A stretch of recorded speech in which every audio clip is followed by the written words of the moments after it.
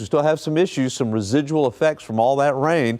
410 and 35, we've got a couple lanes that are closed here. We've got some flooding on 35 before you get to 410. This is 410 and 35. Also from St. Mary's all the way down to Laredo.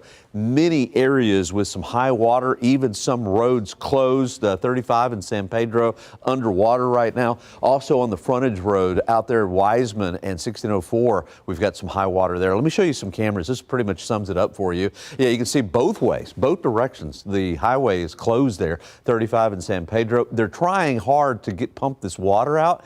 They're making some progress because I've been watching this now for like the last hour and a half or so. They're making some progress, but it's slow progress. So this could be a problem for rush hour. Just keep that in mind. Matter of fact, I would plan on just avoiding it. Also, here's our excess road. Now, this guy, he shouldn't do that.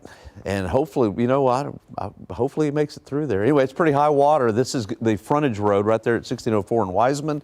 Also, 35 and Martin, couple lanes are closed. This is bottleneck, so it's already causing some issues. If this continues, this is going to be a problem for rush hour. And also, I think I got one more for you. 410 and Austin Highway. We've got some issues there. There's just problems all over San Antonio. All right, we've got Alyssa Tejas. She's still there at 35 in San Pedro.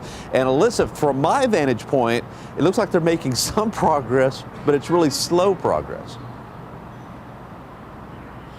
Good morning, Paul. Yes, that's right. I have noticed that the water has gone down on the lower levels. However, it could still be some time before they get all of this water out and the lanes will be back open. So this is on the lower level. When I spoke to you earlier, the water was up about midway through the tire. Now it's on the lower end of the rim. So they are making progress. That is the good news. However, we are seeing some of that backup starting to happen over on the upper level of I-35. Traffic is starting to move a little bit slower. And San Antonio police have been receiving calls about needing help towing away vehicles that get stuck in the water. So that is something to keep in mind if you're out on the roadways. So I want to give you a look at some of the video that we've seen overnight from just some of the water that's been collecting on I-35. This is on I-35 in San Pedro from last night where we're standing now.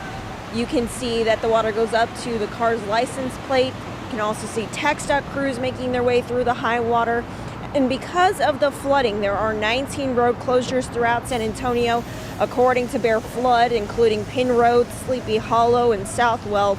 But the water has also resulted in some power outages. We've been keeping an eye on that all morning for you as well.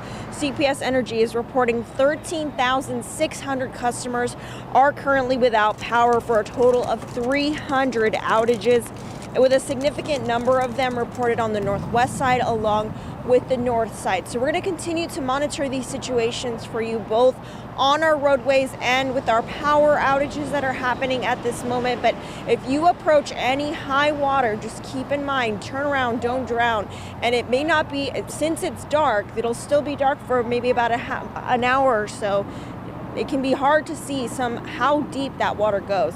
So for now, reporting from downtown, I'm Alyssa Tejas, KENS 5.